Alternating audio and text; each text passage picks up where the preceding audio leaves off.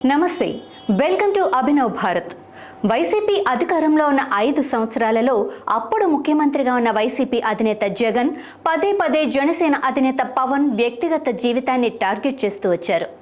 Party పరంగా సిద్ధాంతపరమైన విమర్శలు చేయకుండా పవన్ 3 పెళ్లిళ్లు 3 భార్యలు అంటూ విమర్శలు చేస్తూ పవన్ కళ్యాణ్తో పాటు జన సైనికుల ఆత్మాభిమానాన్ని దెబ్బకొట్టేలా ప్రవర్తించారు.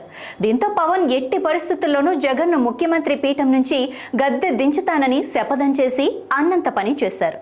పవన్ అన్నంత పని చేయటమే కాదు, అసలు వైసీపీకి ప్రధాన ప్రతిపక్ష హోదా అన్నది లేకుండా చేశారు. జగన్కు ఘోర పరాజయం రుచి చూపించి కలలో కూడా పవన్ కళ్యాణ్ గుర్తొచ్చేలా చేశారు. ఎన్నికలకు ముందే కొందరు వైసీపీ నేతలు జనసేనలోకి జంప్ చేసి ఎమ్మెల్యేలు, ఎంపీలు అయ్యారు.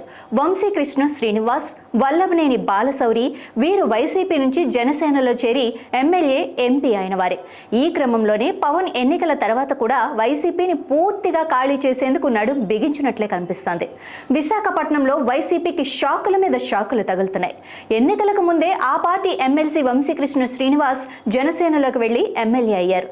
వైసీపీకి చెందిన 3 కార్పొరేటర్లు జనసేన కండువా కప్పుకున్నారు.